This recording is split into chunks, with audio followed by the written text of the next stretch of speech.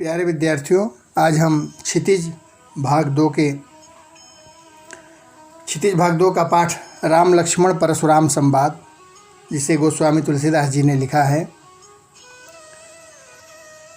का काव्य सौंदर्य एवं भावार्थ बताने जा रहे हैं। तो सबसे पहले हम तुलसीदास जी के विषय में संक्षेप में बताना चाहता हूँ। तुलसीदास जी के जन्म के संबंध में भी मत भिन्नता है। एक मत वाले उनका जन्म 1554 विक्रमी मानते हैं और उनकी मृत्यु 1680 विक्रमी संवत और ईस्वी में 57 वर्ष का अंतर होता है। विक्रमी संवत 57 साल पहले ही, अभी जो हमारा 2020 चल रहा है, इसमें 57 प्लस करेंगे तो विक्रमी संवत आएगा। विक्रमी संवत इस ईस्वी से 57 ईयर पहले शुरू हो गया था। तो ऐसा अगर माना जाए पहले मत वालों के हिसाब से, जिन्होंने कहा था कि 1554 विक्रमी और मृत्यु 1680 विक्रमी, तो उनकी आयु 126 वर्ष हो जाती है, जो असंभव प्रतीत होती है। इसलिए पंडित राम गुलाम द्विवेदी और जॉर्ज ग्रियर्सन का जो मत था, उनके इन दोनों के हिसाब से इनका जन्म, तुलसीदास जी का जन्म संवत 1589 विक्रमी अर्थात 1532 ईस्वी, आज जो चल रहा है 2020, उसके हिसाब से 1532 ईस्वी में हुआ था। और मृत्यु 1680 विक्रमी अर्थात 1623 ईस्वी में हुआ। जन्म की तरह ही तुलसीदास जी के जन्म स्थान के विषय में भी दो मत है। कुछ लोग उनका जन्म स्थान एटा जिले के सोरो नामक स्थान को मानते हैं। गोसाई चरित एवं तुलसी चरित दोनों में तुलसीदास जी का जन्म स्थान राजापुर, जो बांदा जिले में है, बताया गया है। तो ज़्यादा तर्क संगत राजापुर, बांदा जिले के राजापुर ग्राम में हुआ था, यह तर्क संगत है। तथा जन्म एवं मृत्यु, जन्म 1532 और मृत्यु 1623, यही याद रखने की आवश्यकता है। तुलसीदास जी ने बहुत सी रचनाएं की थी, जिसमें रामचरितमानस, विनय पत्रिका, कवितावली, दोहावली, गीतावली, रामलला नहछूक, कृष्ण गीतावली, वैराग्य संदीपनी, रामाज्ञा, प्रश्नावली, भैरवे रामायण, पार्वती मंगल, जानकी मंगल इत्यादि बहुत सी पुस्तकों की रचना इन्होंने की थी। लेकिन विश्व प्रसिद्ध पुस्तक इनकी रामचरितमानस की रचना का प्रारंभ इसी रामचरितमानस से लिया गया है, बालकांड से, राम लक्ष्मण परशुराम संवाद, जो हम पढ़ाने जा रहे हैं। तो राम लक्ष्मण परशुराम संवाद जो हम पढ़ाने जा रहे हैं, वो इसी रामचरितमानस से ली गई है। रामचरितमानस की रचना का प्रारंभ संवत 1631 विक्रमी अर्थात 1574 ईस्वी 1574 ईस्वी में हुआ। इस महाकाव्य की रचना करने में उन्हें 2 वर्ष और 7 माह लगे थे। 2 वर्ष और 7 माह, 2 वर्ष 7 महीने। इसका कुछ अंश किष्किंधा कांड काशी में भी रचा गया, वाराणसी में भी। बाकी सब अयोध्या में इन्होंने प्रारंभ किया था। अयोध्या में ही रामचरितमानस की रचना प्रारंभ किया गया तुलसीदास जी ने। कुछ हिस्सा जैसे किष्किंधा कांड काशी में लिखा तुलसीदास जी ने। रामचरितमानस की रचना अवधी भाषा एवं दोहा चौपाई शैली में लिखी गई है। इसमें 7 कांड हैं। पहला है बालकांड, दूसरा अयोध्या कांड, तीसरा अरण्य कांड और चौथा किष्किंधा कांड, 5वां सुंदर कांड, 6ठा लंका कांड और 7वां उत्तरकांड। इस तरह से 7 कांड अर्थात 7 अध्यायों में विभक्त है। अब हम चलते हैं इनकी पंक्तियों पर, जिसको हम बताने जा रहे हैं। तो राम लक्ष्मण परशुराम संवाद, जैसा कि मैंने बताया, रामचरितमानस के बाल कांड से लिया गया है।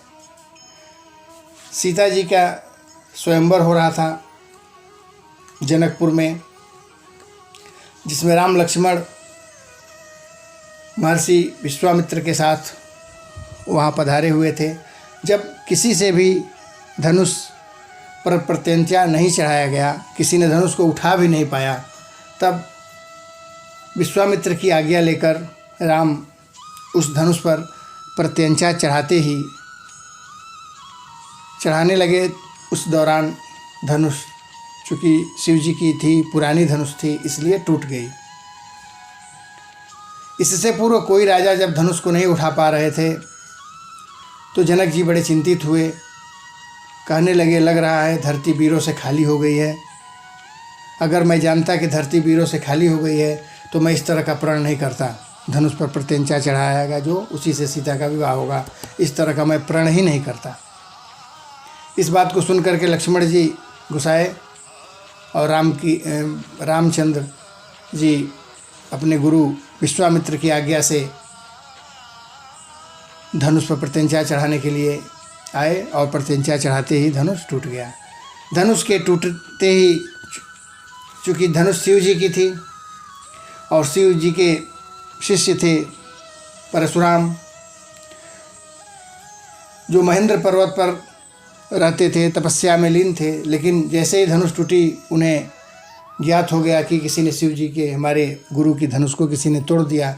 वो मन की गति से तुरंत जनकपुर आ गए, जनक जी के सभा में जहाँ धनुष टूटा था, और आकर के क्रोध करते हैं कि किसने धनुष को तोड़ा है। क्षत्रियों के शत्रु पहले से ही वो थे, कई बार धरती पर क्षत्रिय विहीन धरती को कर दिया था परशुराम जी ने।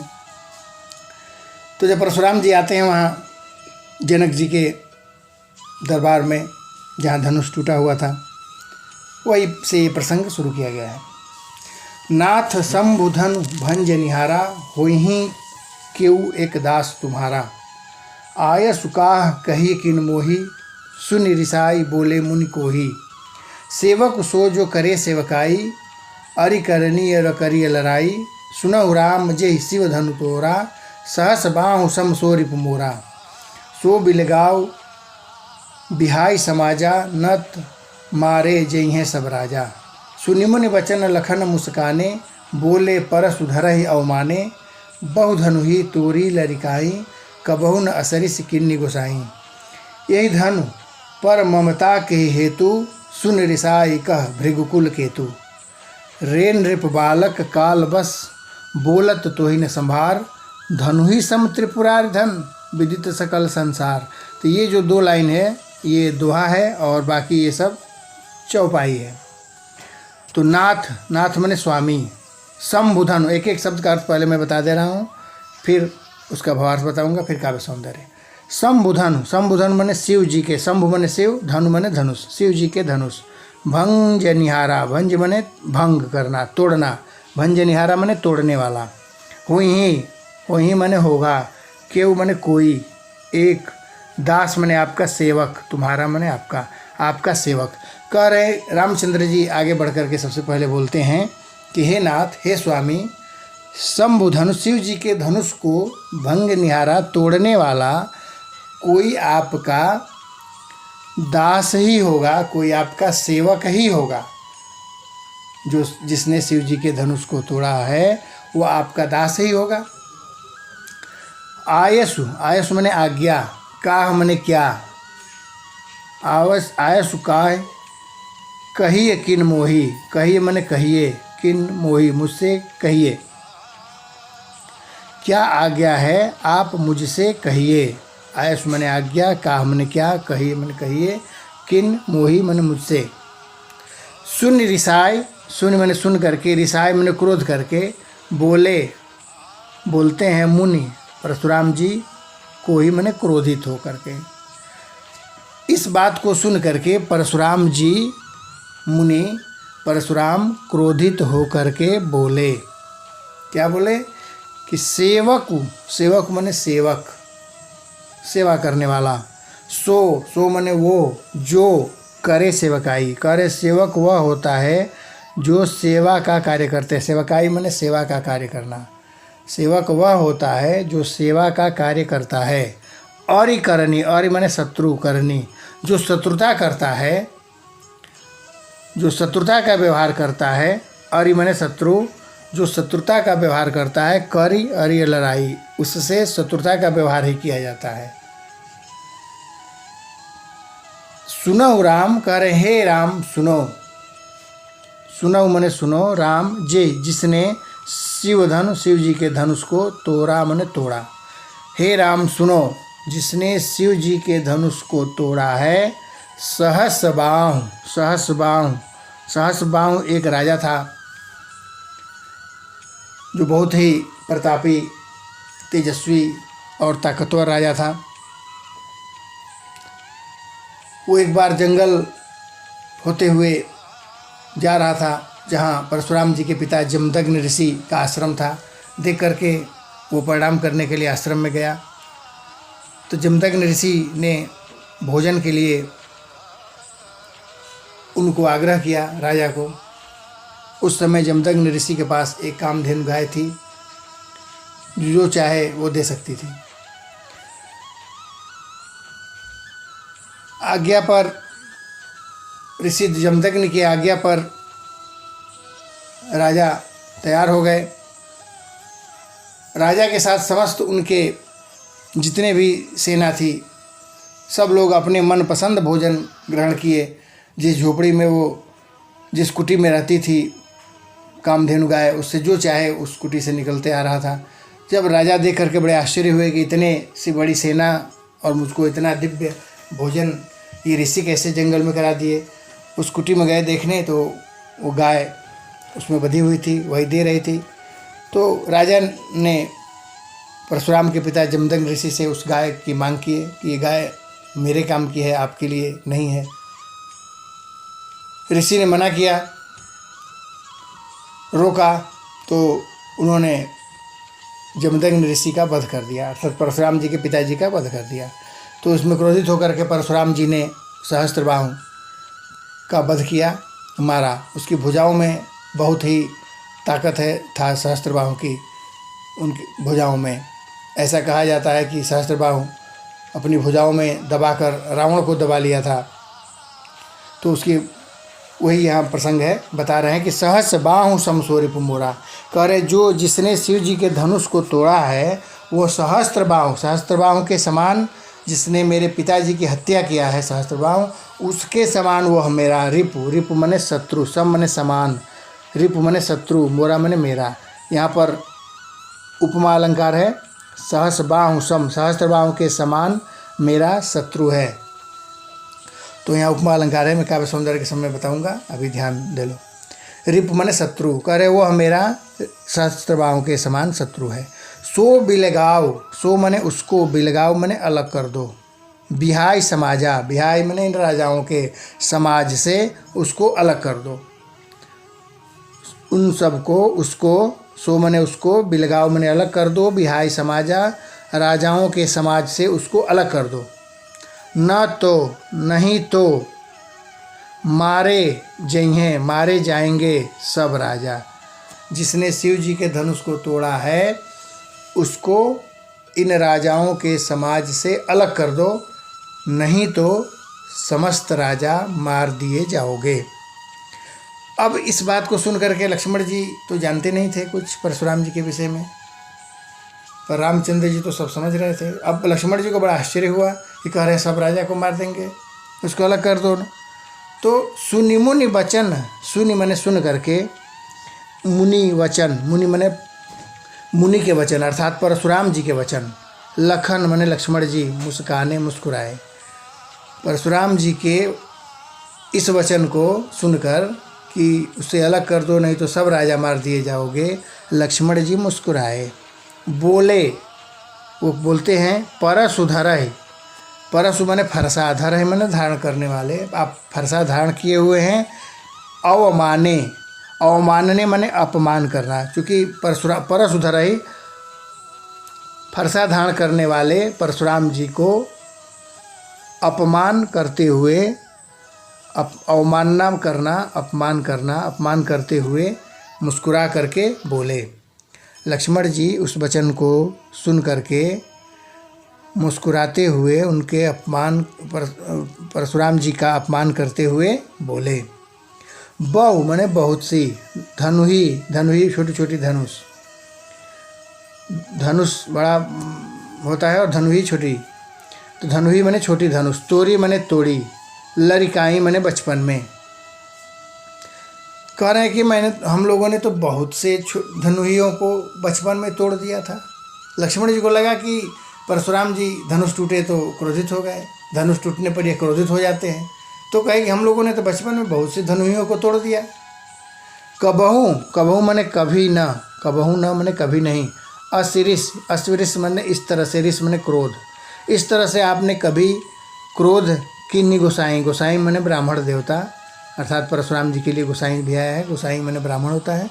तो हे ब्राह्मण देवता, तब तो आप कभी इस तरह से क्रोधित नहीं हुए। हम लोगों ने बचपन में बहुत सी धनुहियों को तोड़ दिया, तब तो आप इस तरह से कभी क्रोधित नहीं हुए।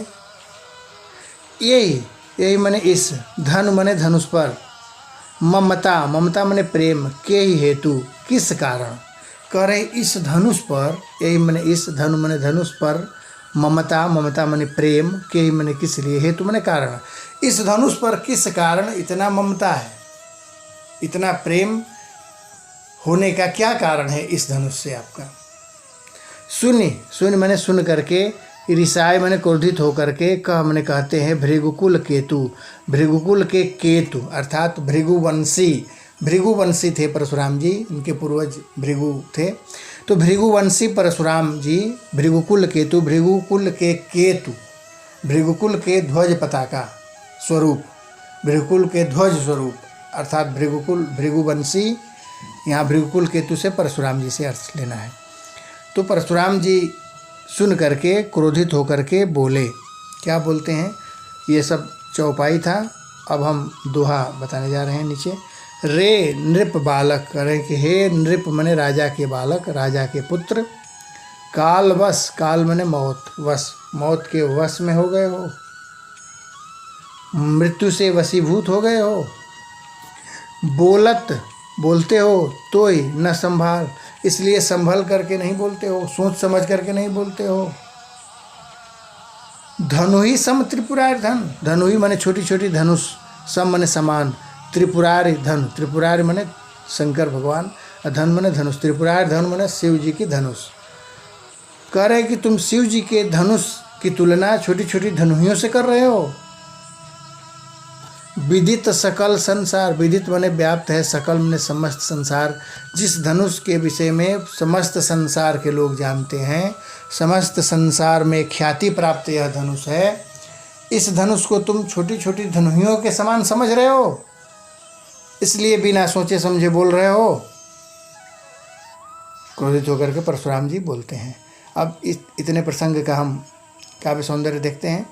तो हम पहले कुछ पॉइंट्स ऐसा बताते हैं काव्य सौंदर्य का, जो राम लक्ष्मण परशुराम संवाद की जितनी पंक्तियां हैं